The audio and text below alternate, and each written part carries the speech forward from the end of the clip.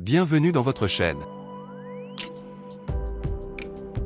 Aujourd'hui, on va explorer ensemble une source mathématique assez intrigante. C'est ça. On nous donne donc deux nombres, A et B, avec deux infos importantes. D'abord, ils sont différents, A différent de B. Et ensuite, le module de A est égal à 1. Tout à fait, c'est un point clé. Bon, et la question, c'est de trouver la valeur de cette chose. La fraction A moins B divisé par 1 moins barre AB. On a des options.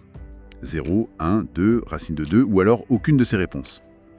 Alors, par où on commence pour déchiffrer ça? Le point de départ, c'est vraiment cette condition A égale 1. En nombre complexe, on sait que le carré du module, A2, c'est le nombre multiplié par son conjugué A bar. Ah oui, exact. Cette propriété fondamentale. Alors, A2, ça fait 1 aussi. Et ça, c'est très très utile. Ça nous permet d'exprimer le conjugué de A, donc A bar, d'une autre façon. Alors A bar est égal à...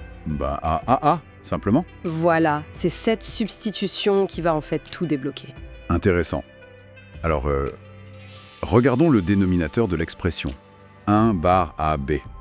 Si on remplace ce bar A par AA, qu'est-ce que ça nous donne? Et si on met tout ça sur le même dénominateur, sur A moins B sur A. Ah, je vois, ok. A moins B sur A moins B sur A.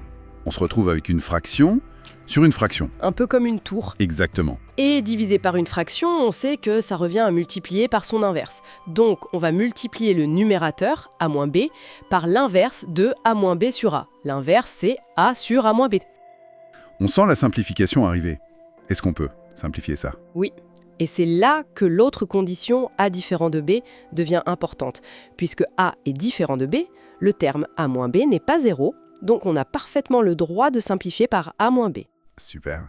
Alors les A moins B s'en vont, et il nous reste juste 1. C'est tout. C'est tout, juste A. Toute cette expression qui avait l'air compliquée se réduit à ça. Incroyable. Et comme on nous a dit dès le début que A égale 1, Ben voilà, la valeur de l'expression est tout simplement 1. ce qui correspondait à l'option B dans les choix proposés.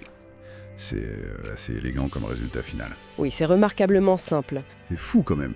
Une expression avec un conjugué, des fractions, et tout ça s'effondre pour donner 1, juste parce que A est sur le cercle unité. Mais